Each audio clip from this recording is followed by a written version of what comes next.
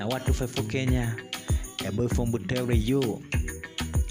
Japo natokea Butere, mapenzi yalipozaliwa nilikuacha ukiota, now you are really gone. I know you have moved on cause I pushed you away. Yani all we pray, all the memories we had, I never meant to make you sad. You are the best I ever had, come back baby. Nitafute ukipata missed call mpenzi. Najua nilikuwa crazy, nimekuwa hatari lately, ndo maana ma late night calls baby. Kani promise na kuanga deni, kumbuka msupa nikikushow misiendi.